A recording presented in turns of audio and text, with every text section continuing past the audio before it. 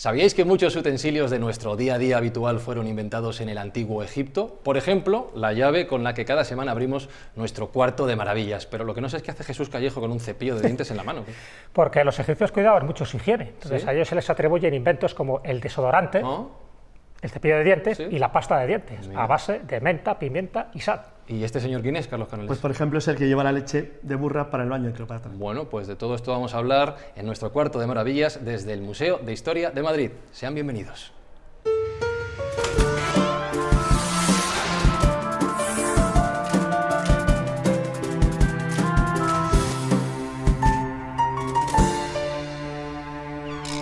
Jesús, dale al reloj que luego se nos olvida. Venga, dale ahí, vamos allá. colócalo. Mientras tanto, vamos contando que nos separan 3.500 kilómetros entre Madrid y Egipto, pero eso no impide que en nuestras calles haya muchos recuerdos y muchas imágenes que nos llevan a esa zona del mundo, a Egipto, sin salir de Madrid.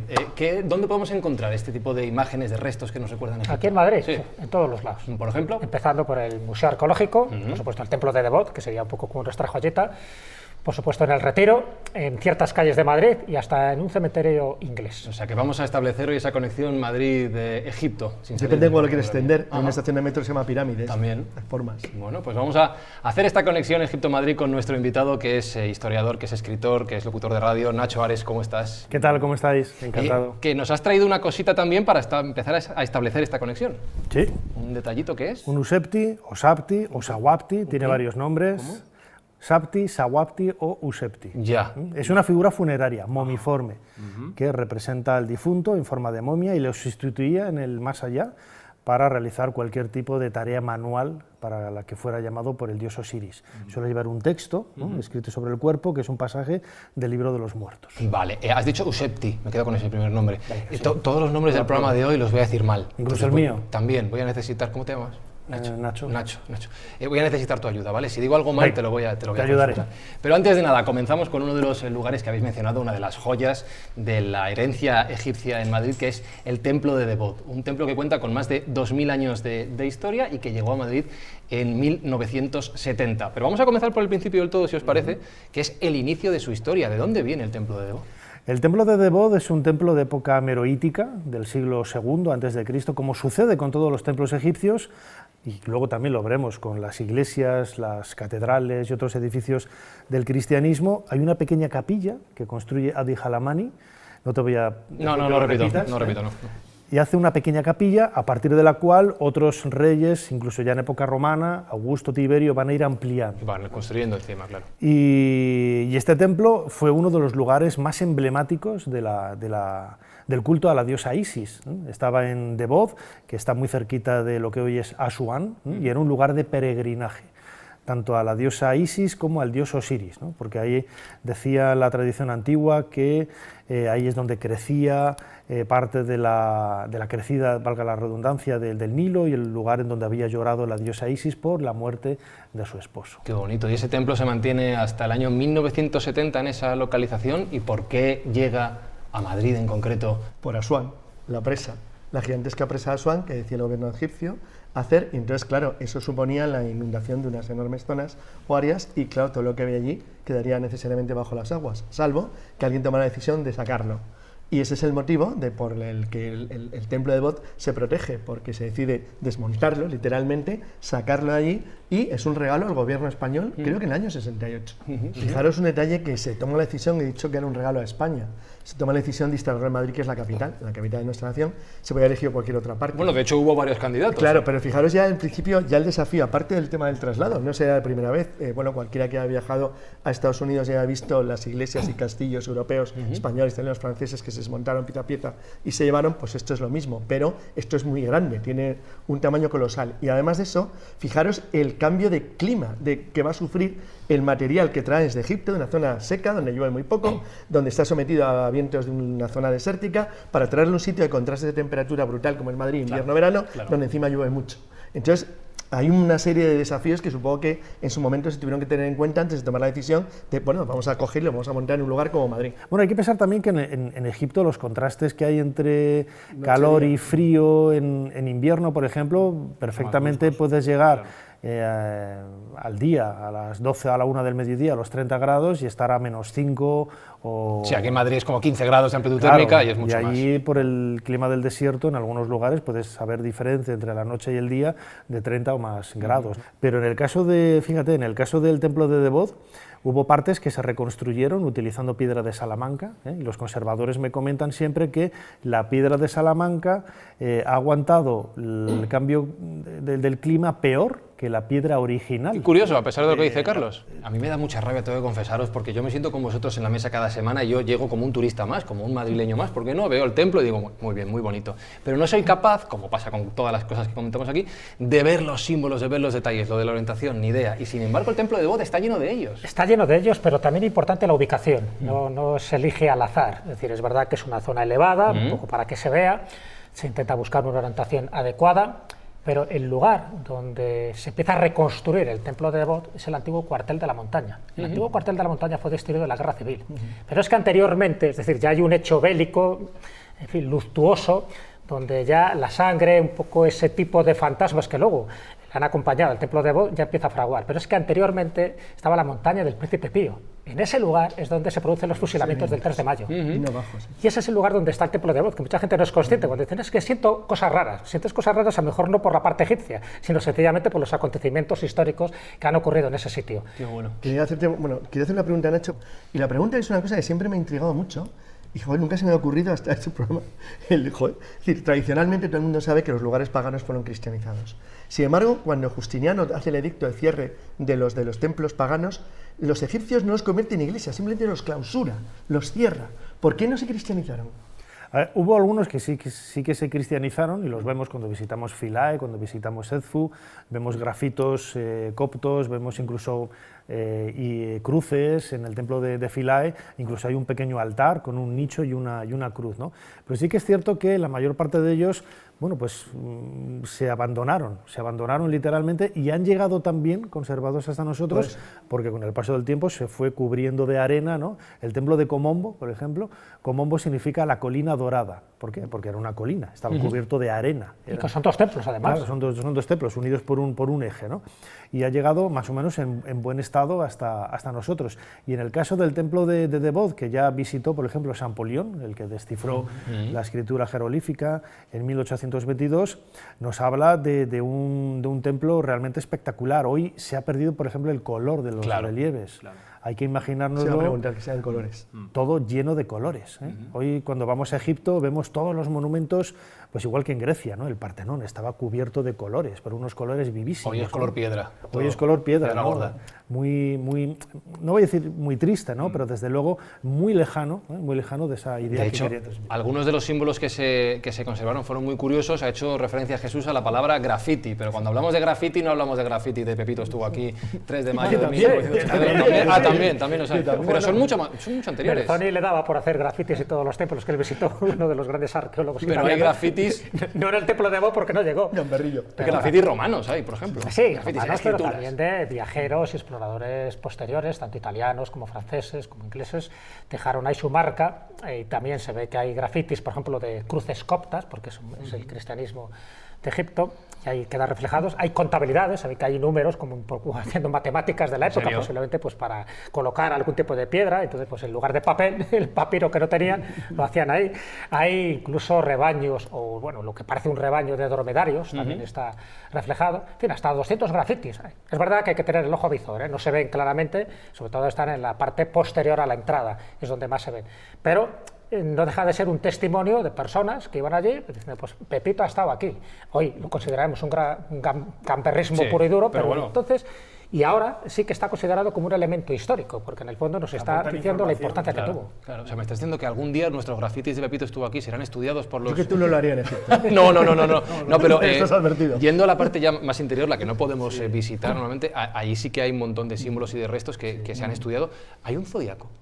Hay un grafito, que es un círculo con una serie de líneas que realmente no sabemos lo que significa, ¿no? Se ha hablado, como decía antes Jesús, que seguramente pueda ser un gnomon, que es una especie de reloj, ¿no? Un grosso modo de reloj para controlar las horas y el movimiento de las estrellas. Hoy lo vemos en el interior, en una habitación que parece que antiguamente era una biblioteca. Tendría sentido, pero claro, esa pared interna, cuando el templo fue construido, la primera capilla de Djalamaní era la parte exterior, es decir, estaba fuera, no estaba cubierto por nada, ¿no? Y es uno de los grandes enigmas con que cuenta el templo de Debod. Entonces tú eres de las pocas personas en Madrid que lo ha visto por dentro.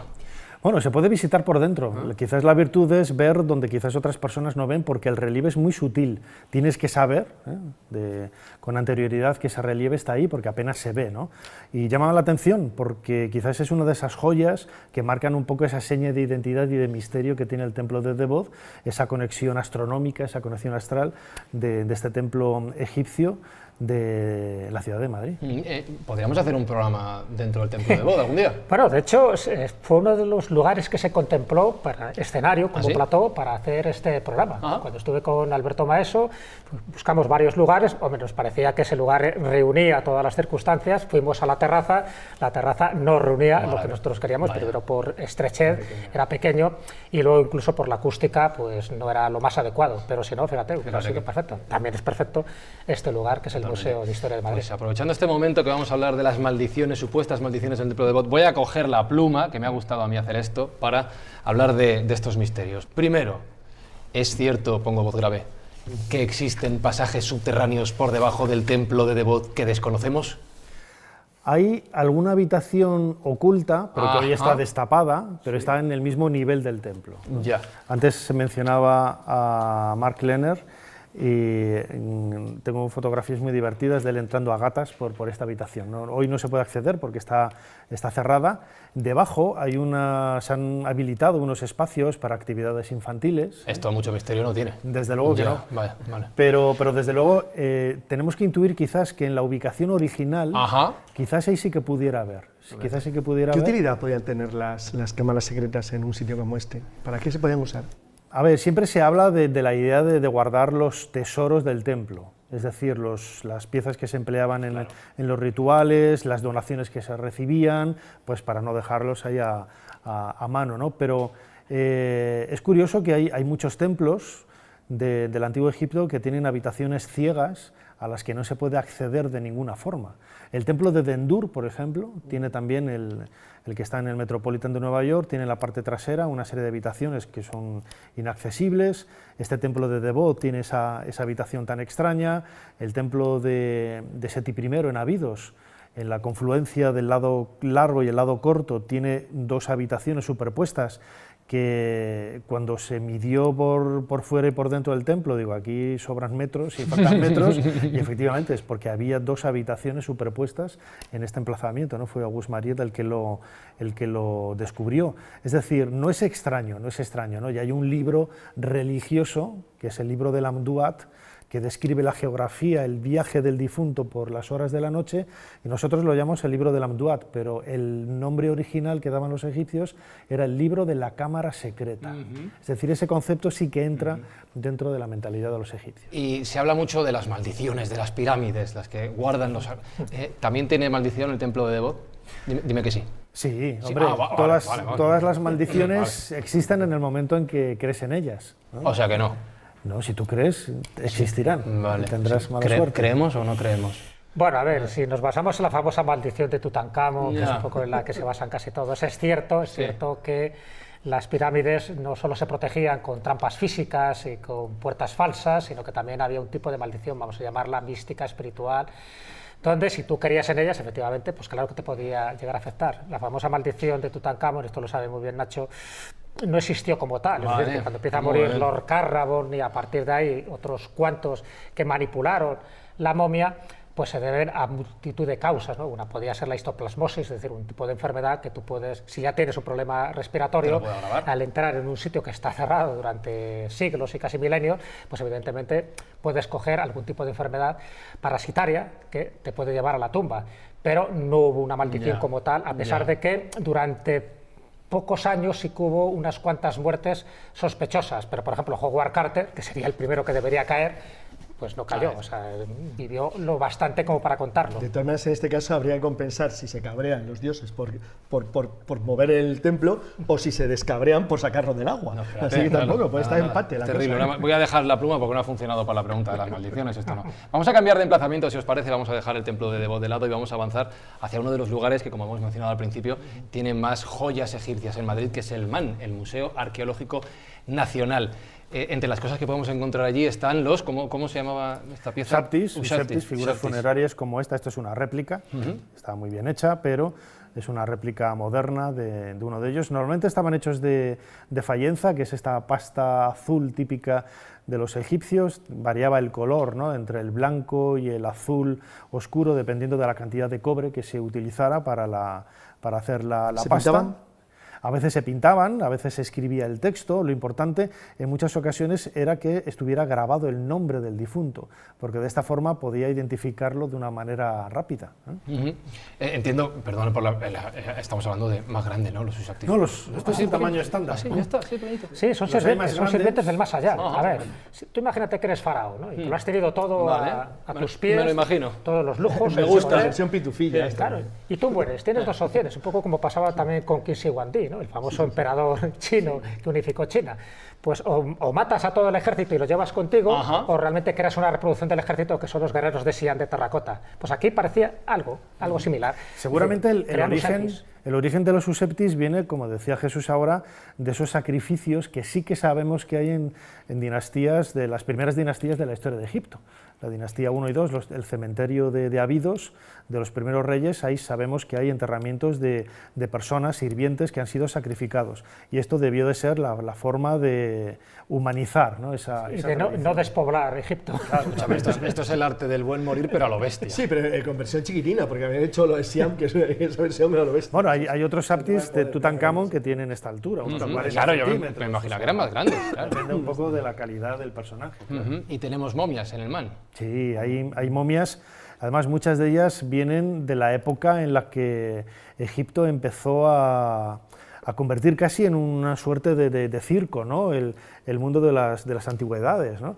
En Egipto se ha vendido, por desgracia, absolutamente todo, ¿no? Hay que pensar que la ley de conservación de patrimonio egipcio es del año 1983. Antes de ayer. Antes de ayer, y hasta entonces tú podías sacar absolutamente de todo, y piezas de estas se vendían en el Museo del Cairo, hasta los años 70, en una tienda que había en el propio museo, ¿no?, porque hay, bueno, pues hay miles y miles y miles y miles de ellos, ¿no? Pero las momias que hay, por ejemplo, en el Museo del Cairo, en el Museo Arqueológico Nacional, en el MAN, estas momias vienen o de donaciones, o de compras realizadas en un marco legal, tal y como se hacía también en el siglo XIX. Y vamos a empezar con el carrusel de nombres mal dichos por Fran Izuzquiza, si os parece, ¿vale? Esto va a ser a partir de aquí todo el programa. Por ejemplo, la momia de Nespamedu. Nespamedu, ¿lo he dicho bien? Empezamos bien. Está allí también en el MAN. Sí, es una de las más importantes, ¿no?, que ha salido a la luz en los últimos años por el estudio que se hizo de ella. Se realizó una tomografía axial computerizada. ¿Una qué? Tomografía axial computerizada. ¿Y esto qué es lo que es? Un TAC. Ah, vale. El TAC. Vale. Y las nuevas tecnologías lo que permiten es no ser intrusivos, ¿no?, o destructivos a la hora de trabajar los materiales que llegan hasta nosotros, aunque sean restos humanos, ¿no? Porque entiendo que hasta ahora, hasta estas técnicas modernas, se ha hecho todo tipo de barbaridades sin saber lo que se estaba haciendo, claro. Claro, sin saberlo. Cuando apareció la momia de Ramsés II en el escondite de momias reales de Deir el-Bahari en 1881, las crónicas de entonces hablan que tardaron 15 minutos en desvendar las momias. Entonces, claro, en esos 15 minutos, que era cortar, sajar y apartar las vendas, estabas perdiendo toda la información del tipo de vendaje, posibles textos que hubiera grabados en las vendas, que hoy sabemos que a lo mejor a simple vista no los ves, pero con luz infrarroja y otras técnicas, con die-stretch y otras técnicas puedes verlo, pues toda esa información se perdió, ¿no? Y hoy se utiliza una tomografía que es el típico donut que hay en los hospitales, donde a ti te meten. Te meten dentro, claro, con el botón del pánico, sí, con que el la botón del momia no pánico, puede darle, claro. Además es curioso, en muchos hospitales se calibra el TAC con una momia. No me lo cuentes, vamos a verlo porque tenemos imágenes del TAC realizado a Nespamedu en colaboración entre el Museo Arqueológico Nacional y el Hospital Quirón. Vamos a ver cómo se hizo.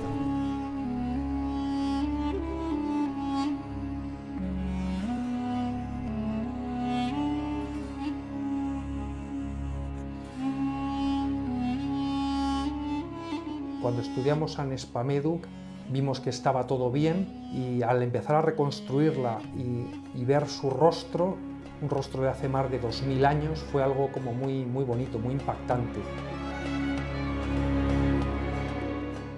Nos llamó la atención la momificación de Nespameduk por haber sido más meticulosa y más laboriosa. Al empezar a reconstruirla, sobre la frente había algo, tenía una diadema. Fue algo espectacular, rodeado de la gente del museo que teníamos detrás, fue un hallazgo muy bonito. Al seguir realizando el análisis todo este tiempo, se empezaron a aparecer unas sandalias, un collar Usek, unos brazaletes, unas muñequeras. Resultó que tenía 15 amuletos y luego tenía 5 joyas.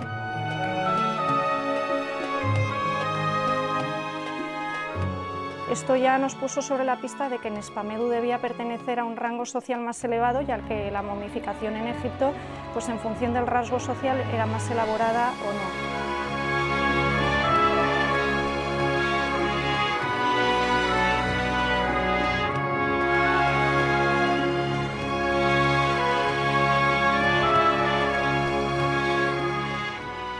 ¿Y qué se descubrió con estas técnicas, con estas investigaciones, con el TAC?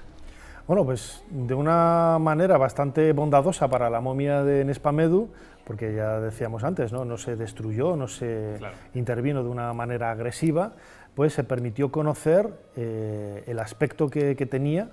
Se hizo una reconstrucción en 3D del cráneo a partir del cual un artista, Juan Villa, buen amigo nuestro, realizó la reconstrucción facial de este sacerdote, y también se descubrió pues algunas de las alhajas que llevaba, ¿no? Todo tipo de amuletos, joyas, el tipo de momificación, todo ello sin necesidad de desvendar ni abrir absolutamente nada. Es bastante sofisticado. ¿Qué amuletos? Me imagino con un escarabeo, algún ojo de Horus. Todos los amuletos que solían acompañar a las momias estaban, como decías, vinculados a este tipo de órganos. El escarabajo sustituía al corazón, era el elemento que se utilizaba en el pesaje de la balanza para justificar que habías realizado buenas acciones, ¿no?, a lo largo de tu vida y no habías contravenido, ¿no?, las normas de los dioses.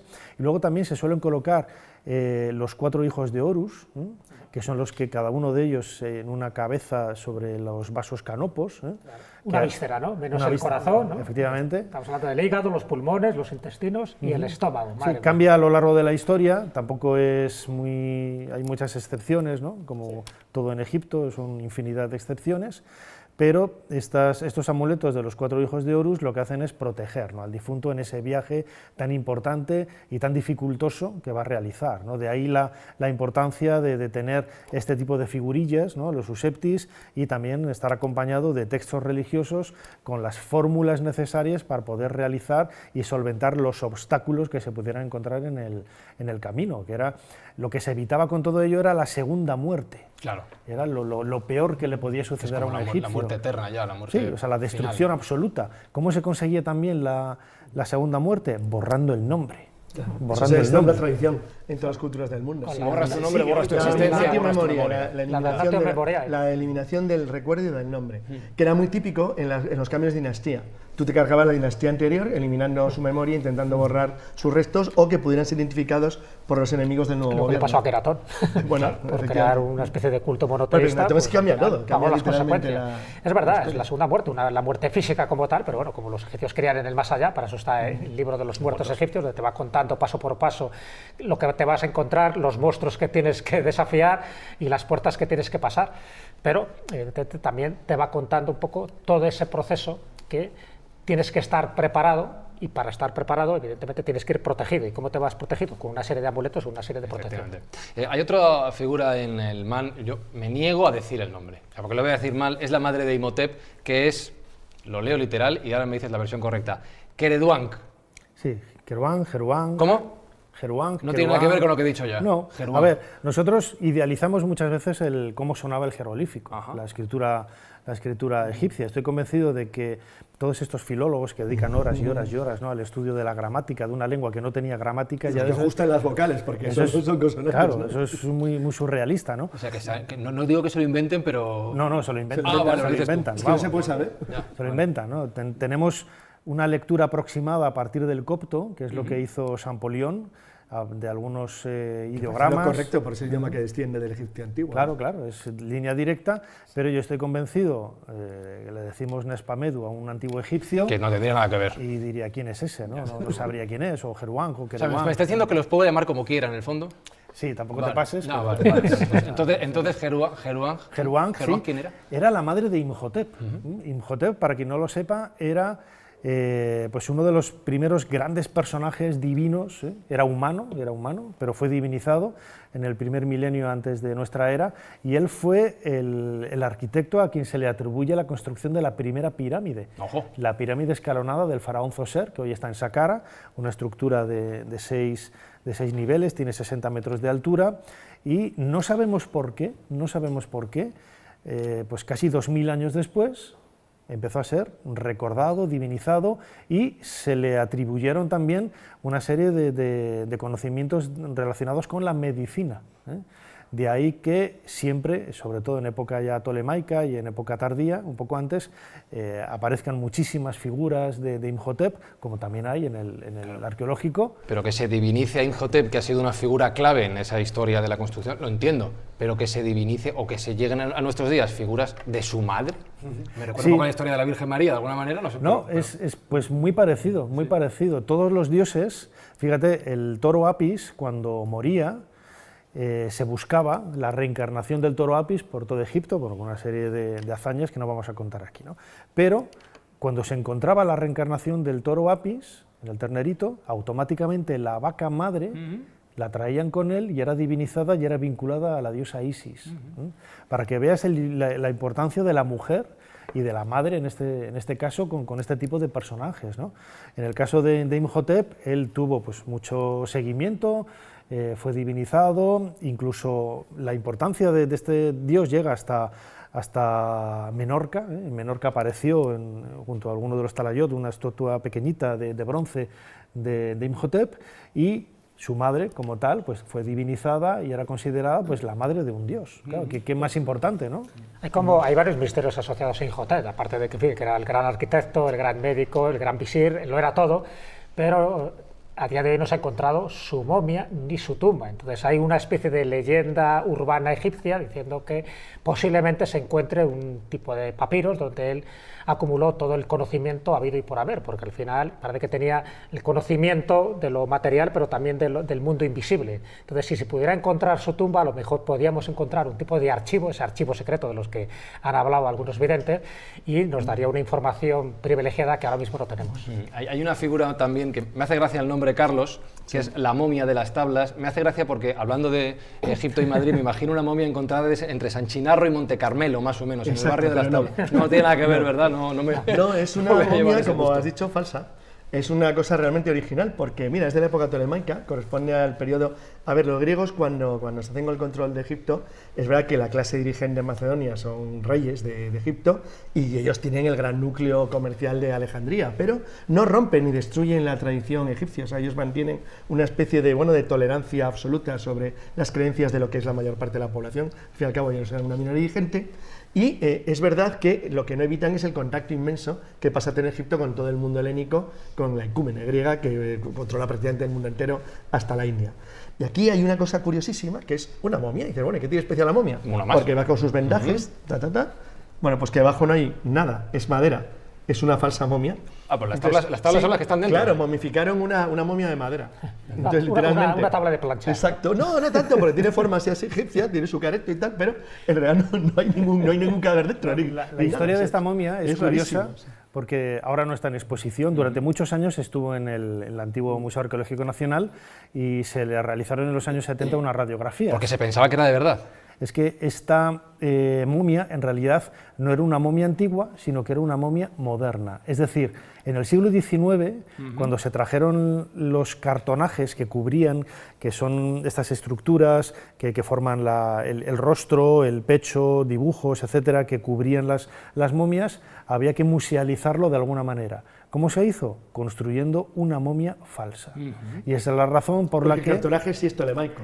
El cartonaje es auténtico, pero la momia es falsa y seguramente del siglo XIX, cuando se musealizó estos restos humanos. Bueno, estos restos humanos no, porque no hay nada, pero sí que es curioso que sí que hay momias falsas del Antiguo Egipto. Los egipcios iban en peregrinaje a muchos templos a dejar momias de gatos, momias de ibises, momias de halcones, dependiendo un poco de la advocación de cada templo, de cada divinidad. En Edfu había, por ejemplo, que era el templo del dios Halcón Horus, había pajareras. En Hermópolis había lugares en donde se criaban ibises y, claro, los egiptólogos modernos, cuando con la ayuda de los forenses han estado radiografiando estas momias, se han encontrado de todo. Han encontrado de todo y muchas de ellas son falsas. Es decir, se vendían momias falsas a los pobres incautos que iban allí a comprar. Claro, lógicamente no hay ni tanto gato. Claro. Piensa que donde se cree que está la tumba de Imhotep, en Saqqara, en la zona norte, Walter Bryan Emery estuvo excavando en los años 60 y descubrió un ibisellón con 1 millón de momias de ibises. ¿1 millón? 1 millón de momias. Qué barbaridad, qué locura. No creo que todas fueran auténticas. No, lo imagino. ¿Y quién fue, hablando de desenrollar y descubrir lo que hay dentro de las momias, quién fue Eduardo Toda y qué es lo que hizo? Eduardo Toda y Güell. Bueno, pues él fue cónsul de España en Egipto y por lo tanto, pues bueno, muy relacionado un poco con las autoridades que había en aquella época, donde es verdad que se podía sacar antigüedades sin mayor problema, no como pasa ahora. Y él se puede considerar uno de los primeros egiptólogos que tuvimos porque, aparte de hacer excavación in situ, ¿no? No me acuerdo quién era uno de los faraones o uno de los sacerdotes. Estuve en la tumba de Senedien. Estuviste ahí. Y entonces eso fue muy importante porque ahí se descubrieron también muchísimos usetbis, muchísimos amuletos, muchísimo de todo. Y él, cuando regresa a España, él regresa con 1.600 piezas, gran parte de ellas regaladas por Maspero, que era uno de los grandes egiptólogos franceses que había.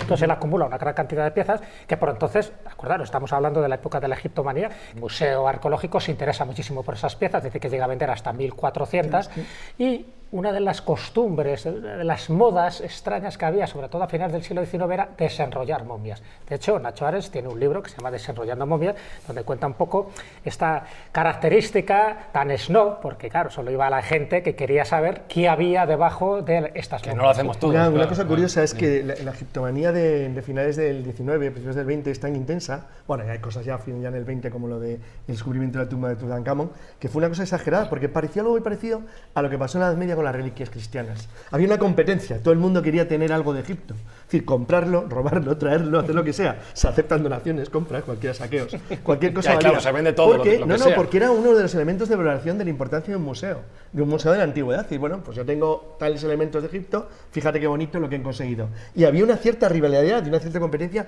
incluso a nivel, eso han hecho así muy bien, nacional, entre los estados, las universidades y los gobiernos, a ver quién conseguía descubrir o sacar algo más, por cualquier medio, muchas ocasiones. De hecho, esto me despierta una pregunta que está más al hilo de la actualidad que nunca. Durante los últimos años, diría de últimas décadas, ha habido muchas reivindicaciones históricas de recuperación de tesoros históricos por parte de, estoy pensando en el Museo Arqueológico, está la polémica de la Dama de Elche, a nivel internacional, estoy pensando en el británico y muchos restos egipcios. ¿Tú estás de acuerdo con que hay que devolver las piezas a sus lugares de origen o por lo contrario son bienes de los museos y como tal han de permanecer?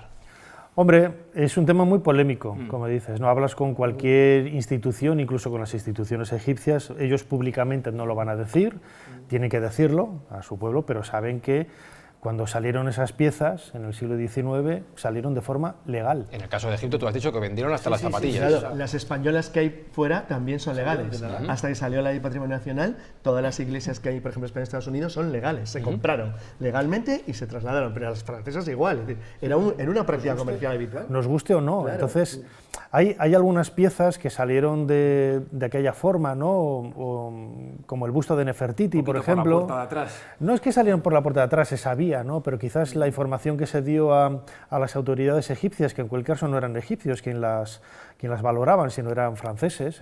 Gastón Maspero, por ejemplo, hablaba antes Jesús, ¿no? Como ese protector, ¿no? de Eduardo Toda, pues no vieron bien quizás algunas piezas, ¿no? Y bueno, pues que se reclamen hablas con cualquier egipcio, no voy a decir nombres, pero ellos te reconocen, te dicen que son los mejores embajadores que pueda haber fuera de su país. Claro.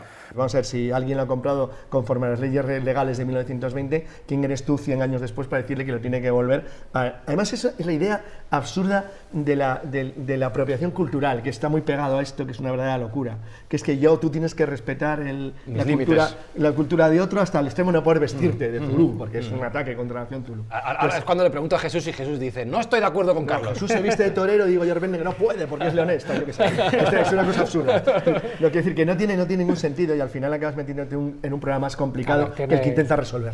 Tiene pros y contras, es verdad que si tú preguntas a un griego te dirá pues eso, que el British Museum le regale, le vuelvan a devolver el friso, el Partenón, que ese sí que fue robado de forma descarada. No. Elgin lo compró al gobierno turco.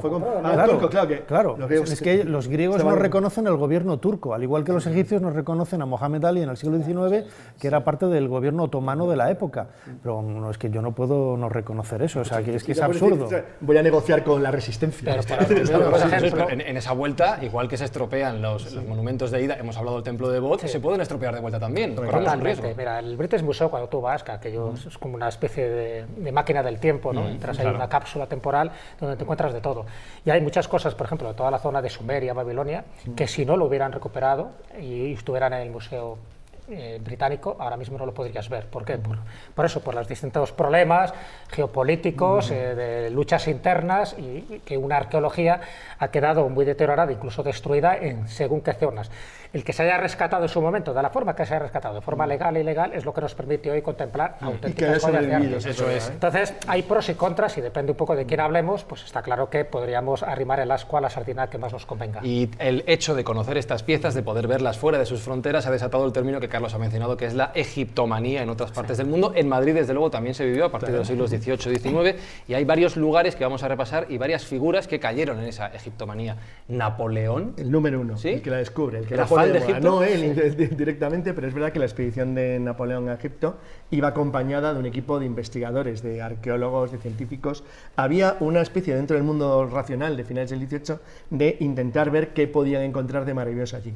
Es verdad que a todo esto continuó una increíble publicidad y propaganda que las naciones occidentales, especialmente Francia y el Reino Unido, cuando expulsan a los ingleses, cuando expulsan a los franceses de Egipto, continúan, y que luego continúa con Champollion, con la piedra Rosetta, es decir, y que a lo largo de todo el siglo XIX es una mina de información e investigación. Hemos descubierto un mundo nuevo, y Egipto se pone de moda. Eso es absolutamente cierto.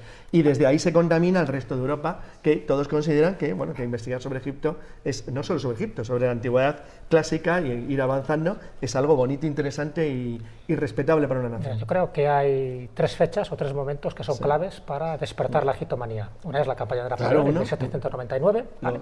Que lo que intentan es cerrar a los británicos la vía comercial para ir a la India, pero allí, pues bueno, al final es un desastre. Ya que están, empiezan a ver las cosas. Es un desastre a nivel militar, pero sí es un éxito a nivel científico, porque va acompañado de distintos científicos, pues eso, porque no deja de ser un lugar exótico en aquella época. Por lo tanto, ese es un momento importante porque trae muchas piezas para Francia. ¿El segundo? Uno de ellos es Champollion y evidentemente la piedra Rosetta. Entonces, en 1822 se descifra la piedra Rosetta. Se ve que están en tres idiomas distintos, el jeroglífico y el demótico y el griego antiguo, y entonces, gracias a eso, podemos pues, desvelar y levantar el velo de Isis de todo lo que era un arcano hasta aquel momento. Y el tercer hito, el tercer momento clave es 1922, es decir, el descubrimiento de la tumba de Tutankamón por Howard Carter, que por cierto, Howard Carter está aquí en Madrid en 2 veces consecutivas. En un mundo en que ya hay una publicidad a nivel de prensa. Y todo eso es lo que hizo que tuviera repercusión en el mundo literario. Estoy hablando del siglo XIX, por ejemplo, pues Edgar Allan Poe tiene un cuento relacionado con una momia, con la arquitectura, que es fundamental también, con toda la estética, con los ornamentos, un poco te intentas parecerte a, pues igual que en la parte neoclásica te intentabas parecer a Grecia y a Roma, ahora te intentas parecer a Egipto. ¿Por qué? Porque se consideraba que era mucho más sofisticado, en fin, todo lo que tenía que ver con Tutankamón, con Cleopatra. Sobre todo raro. Y sobre todo lo raro, y sobre todo con las momias. Es que se llega un poco también al absurdo de que, a nivel medicinal, que se piensa que el polvo de momia, o de mumia, como llama, yo lo he visto, por ejemplo, en el Museo Hispano de Farmacia. ¿Qué hacían con él? Claro, pues era pulverizar, luego lo echabas un poco en el agua o en el vino o en la loja, te lo bebías y bueno, ya estabas cogías curado unas todo, diarreas claro. de mucho cuidado, te purificabas y si no te curabas morías. Hablabas de la parte estética estética, de la parte arquitectónica que en Madrid se puede ver en algunos lugares. Vamos a repasar algunos de ellos, por ejemplo, en el Retiro, que a ti te encantan y que además fue sede de los ejércitos franceses durante la Guerra de la Independencia. Todo fue sede de los ejércitos franceses de la Independencia. Allí tenemos una fuente, ¿no? Ahí tenemos una fuente, lo que se llama la fuente egipcia, o la tripona, también esos nombres que se dan, porque en el fondo es un vaso canopo, gigantesco, en fin, estamos hablando del siglo XIX, y es un vaso funerario, evidentemente, que está rodeado de unas esfinges y que antiguamente tenía una estatua de Osiris, que desapareció con el tiempo. Parece que alrededor de 1922 la debe tener algún coleccionista en su sala privada. Entonces, era la estética egipcia que se llevaba entonces. Entonces, bueno, en el Retiro, que por entonces estaba ornamentando, pues dijeron, oye, pues ¿por qué no hacemos aquí esta fuente bonita con una especie de obelisco, con la tripona, es decir, el vaso Canopo y unas esfinges alrededor? Bueno, quedó bonita y de hecho se llama así, la del dios Canopo, que no es un dios, pero han mezclado... El piloto de Osiris, ¿no? Canopo. Sí, Canopo, la historia de esta fuente es curiosa porque es quizás el primer gran destello, ¿no?, de esa egiptomanía que viene en la primera mitad del siglo XIX, sobre todo a partir de la publicación de la descripción del Egipto. Esos casi 30 volúmenes en donde había unas láminas con unos dibujos increíbles de lo que habían descubierto los sabios franceses en Empezamos a poder verlo Egipto, fuera. Claro, y era una especie de enciclopedia, que es cierto que llegaba pues, a la parte más alta de la sociedad, ¿no?, pero podías ver muchas de esas láminas en color, la primera vez que se imprimían libros en láminas en color. Toda una revelación. Y llama mucho la atención. Y esta fuente egipcia, que es del año 1850, pues tiene muchos de esos elementos, ¿no? Esas esfinges, las que hay ahora son una réplica de las originales, que las originales eran de yeso y están en un almacén. La estatua de Osiris se perdió, era muy parecida a una imagen de Osiris que había en el Egyptian Hall de Piccadilly. ¿Pero robada probablemente? No, cuando se hizo una reforma se guardó en un almacén y hasta ahora se perdió. Y el vaso Canopo, que recibe los vasos canopos en la terminología egiptológica es donde se guardan las vísceras, ¿no? Pero todo viene de un error que es muy curioso, porque, como decía Carlos, Canopo era el piloto de Menelao, ¿no?, el rey espartano en estas grandes obras, la Ilíada y la Odisea. La ciudad de Canopo, que está muy cerquita de Alejandría, tiene un culto particular al dios Osiris, que se hace por medio de un vaso rematado con una cabeza humana. Cuando empezaron a aparecer estos vasos, creían que eran vasos del dios Canopo, de lo que había allí, y se confundieron, no tenía nada que ver, eran vasos para contener las vísceras de la momificación, de ahí que hoy se llamen vasos canopos.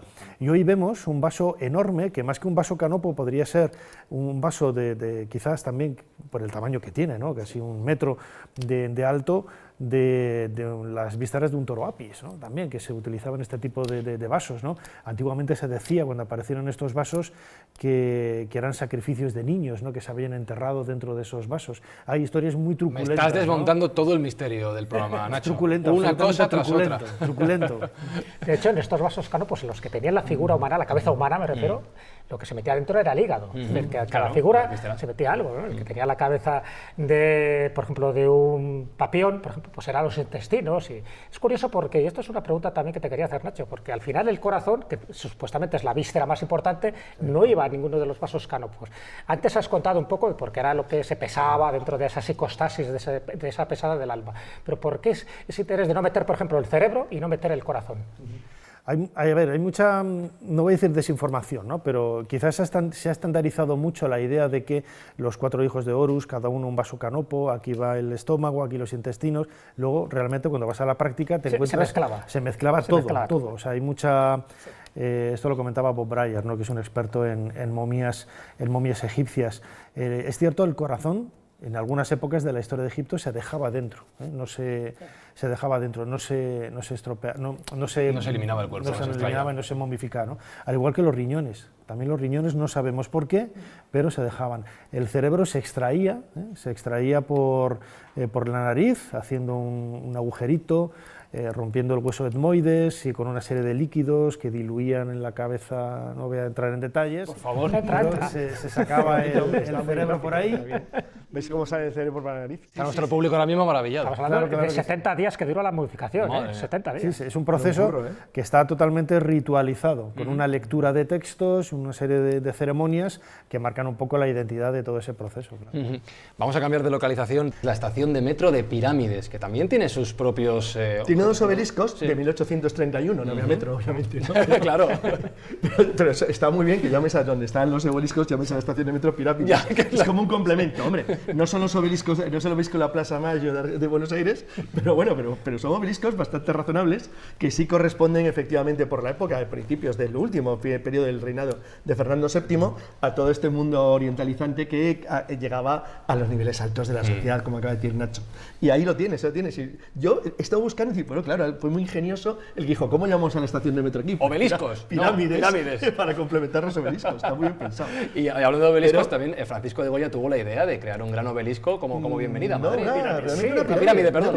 Esa idea, efectivamente. Luego no se llevó a la práctica porque debía ser muy costoso, ¿no?, el proyecto, pero efectivamente lo que quería que se entrara a Madrid, al que muchas veces cuando entras por la puerta de Brandenburgo y tal, o sea, entrar por un lugar espectacular majestuoso, claro. Y que menos que las pirámides, porque por entonces estaba de moda. Es decir, que es que había muchísimos más lugares. Estamos hablando del Retiro, pero en el Parque del Capricho de la Duquesa de Osuna hay una zona que se llama la Exedra, que está con unas esfinges también. Es decir, todo lo que simboliza además la esfinge, lo que simboliza también toda esa parte de Egipto. Acordaros que estaban obsesionados con el más allá. Entonces, era una especie de simbolismo de la resurrección y de la inmortalidad, es decir, de la otra vida. Entonces, donde tú colocabas pues una pirámide, o colocabas una esfinge, o colocabas algún elemento de esos, estaba reivindicando un poco la permanencia de la vida. Pero fíjate la confusión que había, que la plaza de Pirámides se ha llamado Pirámides desde el principio. Claro. Nunca se ha llamado obeliscos. Obeliscos, sí, habría que haber llamado. Como oír campanas y no saber dónde. Sabían que era algo ¿verdad? Eso sí. Identificaban estas agujas que son grandes, tienen 14 metros. Son grandes. Es una mezcla hecha con caliza y granito, no es un monolito, pero son... Pero que nunca había ninguna pirámide ahí. Jamás ha habido ni una ni dos. Porque alguien lo confundió con una pirámide. Una pirámide, en plan castizo, y ahí se quedó. Y yéndonos más al centro, en plena Gran Vía y en el propio ayuntamiento, en lo que era el Palacio de Correos de Comunicaciones, también tenemos en Gran Vía un edificio llamado el edificio egipcio, que egipcio no es, ¿no? No. Eso para empezar, no. Art Deco. Es del año 28. O sea, que no hemos importado otro templo de Devot. No, pero fíjate, es una prueba más de la influencia de esa egiptomanía que nace, como decía Jesús Callejo, a partir del descubrimiento de la tumba de Tutankamón, que lo vamos a ver en bebidas, en jabones, en diseños de moda, de ropa, de vestidos, en muebles y también en la arquitectura, en edificios.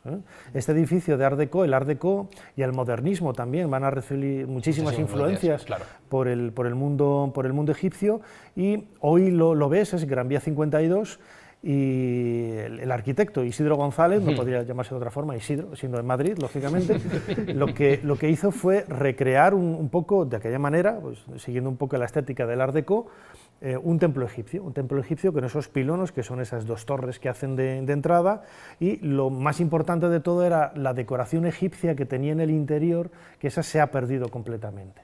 Se ha perdido porque se hizo una reforma décadas después y hoy solamente conservamos la fachada. Y en el Ayuntamiento actual de Madrid, en el Palacio de Correos de Comunicaciones, sí que hay algunos detalles que nos recuerdan a esa egiptomanía, ¿no? Sí, hay tanto en los dos lados, en el que va la calle de Alcalá como el de lo que es luego el Paseo de la Castellana, hay unas esculturas en la parte superior de... Unos mascarones. Mascarones, sí, desde las ventanas, unos mascarones, unas pequeñas esculturas que eran retratos. En este caso hay un indio mesoamericano, que puede ser un maya, un azteca y tal, y hay una diosa Hathor con un pilono, una torre en la cabeza, y esa peluca tripartita característica de la diosa Hathor, pues un emblema más de esa universalidad, ¿no?, quizás de las culturas, el mundo americano, el mundo oriental, que se quería dar a entender con este tipo de edificios. Luego, Cibeles, también, la estatua de Cibeles, que es de 1777, creo, del siglo XVIII, durante la Guerra Civil, ¿sabes con qué se cubrió? ¿Con qué? Con una pirámide. ¿Cómo? Exacto. ¿En serio? Se cubrió con una pirámide y ahí estuvo hasta finales de los años 30, pero luego se hizo una estructura piramidal. Con una fotografía que se toma cuando le quitan la pirámide de Sacos, y es curioso, es decir, cómo lo van apartando para evitar los bombardeos. No, pero no deja de ser lo que decías tú antes, enterrar un monumento histórico, un lugar para protegerlo, igual que con la arena, exactamente, un poco la misma idea.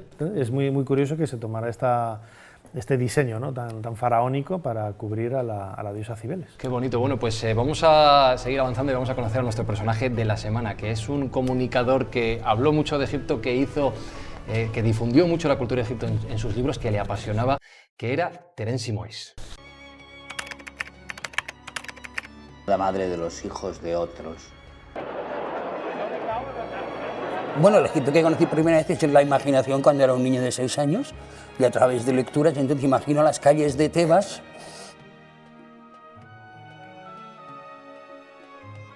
Tú sabes que en Tebas las mujeres tenían los hornos en la entrada de las casas, entonces vuelo a bollería.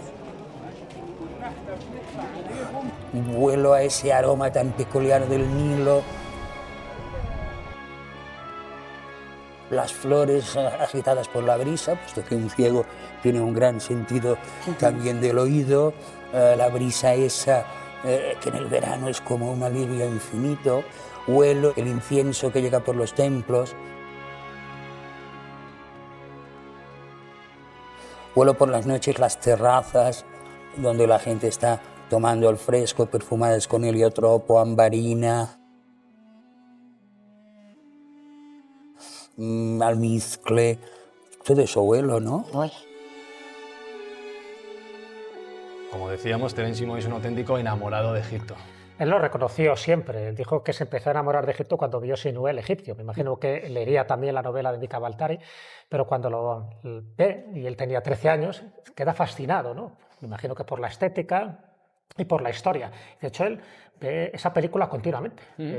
Pierde un poco el número de las veces que ve la película y luego le entra la egiptomanía a su nivel, empieza a escribir obras y novelas que están basadas de una forma o de otra en Egipto, como no digas que fue un sueño, sobre todo el viaje sentimental a Egipto, y él reconoció que estuvo 27 veces en Egipto. Fíjate. De hecho, tanta carencia le tenía a este país que cuando él muere quiere que parte de sus cenizas vayan a parar a 2 lugares muy concretos de Egipto. 2/3 de las cenizas, 1/3 se queda en España y los 2/3, uno va al puerto de Alejandría y otro va a Deir el Medina, lugares que para él eran emblemáticos y que le recordaban momentos muy especiales. Y otra de las figuras que reivindicaba mucho Egipto, que comunicaba, era la de Fernando Jiménez del Oso, bien conocido por todos vosotros, que fue otra de las personas que trajo la egiptomanía ya a nuestros días prácticamente. Sí, yo recuerdo los programas, ¿no?, con 10, 11 años, toda nuestra generación. Crecimos con los programas de televisión de Fernando. Yo tuve la suerte de trabajar con él y luego hacer televisión. Y era un comunicador maravilloso, increíble. O sea, no se decantaba nunca por nada, te proponía toda suerte de posibilidades y que fuera el espectador quien decidiera. No sé cómo lo llaman los que hacen televisión, pero se quedaba la cámara con él, como dicen, o algo parecido. Es verdad que era un tipo que se quedaba con la cámara, absorbía todo el entorno. Totalmente. Yo no tengo la suerte, primero por edad, de haber visto a Jiménez de los en acción, eso lo tengo que decir, y segundo de haber estado en Egipto. Yo nunca he estado en Egipto. ¿Cuántas veces has estado tú? Una. ¿Jesús? 5. ¿Nacho? 1 millón. No lo sé Más que Terence Simoes. Sí, más que Terence Simoes seguro. Si os tengo que pedir un lugar o un momento de vuestros viajes que os enamorara, por ejemplo, Carlos, de tu viaje a Egipto, ¿qué recuerdas? Cuando vas a ver, es evidente que las pirámides es lo que te quedas, es alucinante. Y en mi caso, bueno, ya es que es prácticamente de lo poco que he visto, con lo cual tampoco puedo hablar. Si hubiera estado muchísimo, hubiera recorrido lo mismo, digo, el romántico viaje en el Nilo, pero como no es el caso, ¿podías vestirlo? Pues tampoco. De tus 5 veces en Egipto, Jesús, ¿cuál fue la más romántica de todas? Todas. Cada una por un motivo. ¿Qué momento, qué lugar recuerdas especialmente? A ver, recuerdo varios, pero voy a citar uno que no entra dentro de las rutas comerciales habitualmente, que es Abidos. ¿Y Abidos por qué? Porque hay un templo dedicado ahí a un faraón que era Seti I, y porque había una mujer fascinante que nos interesa muchísimo, tanto a Nacho como a mí, que hemos hecho un cronovisor dentro de su programa de Serie Historia, que es Seti. Seti era una mujer británica, que Dorothy Ide se llamaba, pero ella tiene unos sueños muy vívidos, donde ella sabe que estuvo en el Antiguo Egipto pues siendo sacerdotisa en este templo, con Seti I, y cuando por fin consigue el dinero para ir hasta allá, es como si lo hubiera visto desde pequeña, sabía perfectamente dónde estaban las capillas, no se perdía para nada, incluso ayudó a descubrir lugares que desde ese momento pues eran ignotos para los egiptólogos. Entonces, toda la vida de Seti, que por cierto quiso ser enterrada también allí en Egipto, me parece fascinante, y el epicentro para ella, el lugar donde empiezan a ocurrir muchísimas las cosas para ella y para multitud de personas es en el templo de Abidos. Y tú, Nacho, que has estado en Egipto más veces que Terence Simois, no te voy a preguntar por tu lugar favorito, porque me imagino que será una lista interminable, pero ¿cuál fue el momento que realmente, la primera vez que fuiste allí, te enamoró de Egipto y dijiste, yo tengo que volver aquí tantas veces como ha sido? Pues fíjate, la primera vez que fui, en el año 92, lo guardo de una forma muy viva, en el recuerdo, en la mente, fue prácticamente a las pocas horas de llegar. Yo llegué con Balkan, una compañía búlgara, es muy raro viajar sí. con ellos, al Cairo, y llegué a las... ¿Qué no has hecho tú, Carlos? No, pero era fácil, era muy barato para ir a Grecia, joder, para Cairo, claro. Que es otra historia. Llegué a las 4 de la mañana al Cairo, tengo muy vivo el recuerdo de ese paseo en autobús por algunos lugares que ahora que son muy familiares, pero en aquella época claro, no tenía ninguna identidad con ellos, y al llegar al hotel, estaba en el hotel Delta Pyramids, estaba en una planta muy alta, la 11ª o 12ª, la habitación tenía un ventanal enorme, era de noche, y claro, los nervios del primer viaje pues no conseguí dormir, ¿no? Y aparte que me tenía que levantar a las pocas horas para comenzar las excursiones. Y recuerdo cómo empieza a amanecer.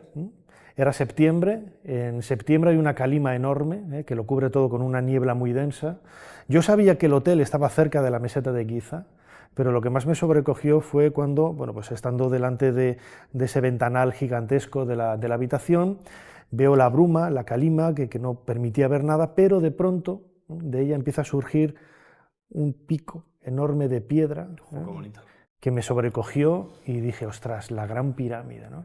Recuerdo que hice una fotografía, que es lo que me ha ayudado, ¿no?, a conservar tan vivo ese recuerdo, y lo mantengo en el corazón de una forma muy intensa. Es lo que... Y esto me lleva a preguntarte, esto es pregunta íntima, ¿eh? ¿Tú te vas a sumar a la lista de historias de personajes mencionados que han decidido llevar sus cenizas a Egipto algún día? ¿Lo has pensado?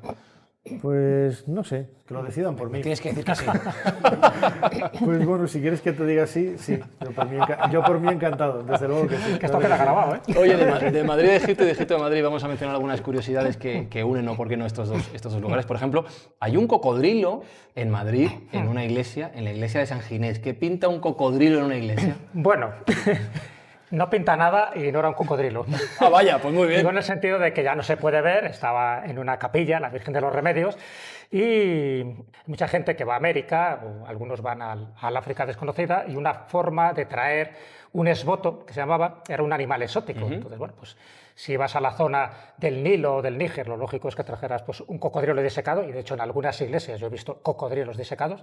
De hecho en la Catedral de Sevilla el cocodrilo es de cartón piedra, pero en su época hubo un cocodrilo disecado. Por lo tanto puedes saber la procedencia. Pero los que venían de América, como es el caso de Iglesia San Ginés, el que estuvo depositado, yo lo vi en su momento. Yo tengo un libro que se llama Un Madrid insólito y fue de los últimos que vi ese cocodrilo debajo de la capilla de los Remedios, y que hacía alusión a Alonso de Montalbán, que era el aposentador de los reyes católicos en aquella época, estoy hablando de 1522, que él fue a Portobelo. Tuvieron una travesía por uno de los ríos muy peligrosa, donde unos caimanes o yacarés les acosaron. Él pues invoca a la Virgen de los Remedios y dice que bueno, cae justo en ese momento una rama de árbol y le deja seco al caimán. Y ese caimán disecado es el que viene a Madrid y ahí se coloca, pues como se colocaba otro tipo de caimanes o de cocodrilos, como un esboto, como algo exótico y como algo significativo, ¿no? No dejaba de ser como un pequeño reducto de historia natural. Pero el cura de turno, por lo que fuera, pues pensó que la gente iba más no pintaba un cocodrilo en la iglesia, al caimán que a rezar, y eliminó ese caimán y no sabemos dónde está ahora. Nos hablaba Nacho del cielo del que se enamoró allí en su primera visita a Egipto, en Madrid. Son muy conocidos los anocheceres en el templo de Bod, por ejemplo. ¿De dónde viene la frase de Madrid al cielo, Carlos? Pues como es una frase discutidísima de origen, yo la fuente más antigua que he encontrado es que hay un escritor del siglo de oro que se llama Luis de Quiñones y Benavides, que en un texto, en un escrito que se llama Baile del invierno y del verano, cita la frase de la cuna a Madrid y de Madrid al cielo.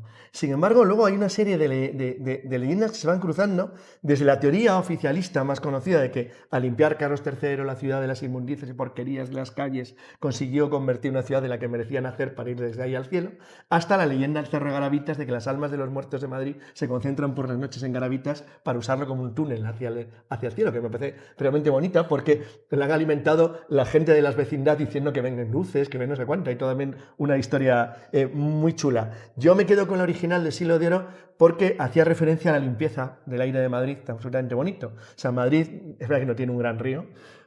Hay un embajador francés que dijo que tenía el único río del mundo navegable a caballo. Era malo. Pero a cambio tiene un cielo muy bonito y muy azul. Sí. Y me queda una pregunta, Nacho, y para esto recupero la figura que nos traía Carlos al principio, haciendo mención a la leche de burra de los baños de Cleopatra. ¿Era verdad lo de la leche de burra de los baños de Cleopatra? Parece que es un poco legendario. ¿Ah, sí? Sí, ¿no? O sea, me has desmontado todos los misterios, todas las leyendas, todas las... Bueno, por lo menos me has enseñado ciertas palabras en egipcio que me costaba. Nacho Ares, gracias por acompañarnos, gracias por enseñarnos. Gracias a vosotros, un verdadero honor. Gracias, Jesús Callejo, una semana más. Un placer. Gracias, Carlos Canales. Hasta pronto. Y me tienes que ayudar a decir el nombre del escriba cuya frase, cuya cita, vamos a decir al final, Amenemope. Amenemope. ¿Cómo? Amenemope. Bueno, pero como lo puedo decir como quiera, da igual, ¿no? Amenemope. Pues Amenemope dijo que prestes las dos orejas y escuches lo que se dice y que dispongas tu corazón para comprenderlo. Eso es lo que hacemos aquí cada semana en el Cuarto de Maravillas, donde os esperamos en el próximo programa. Gracias por acompañarnos y hasta el próximo programa.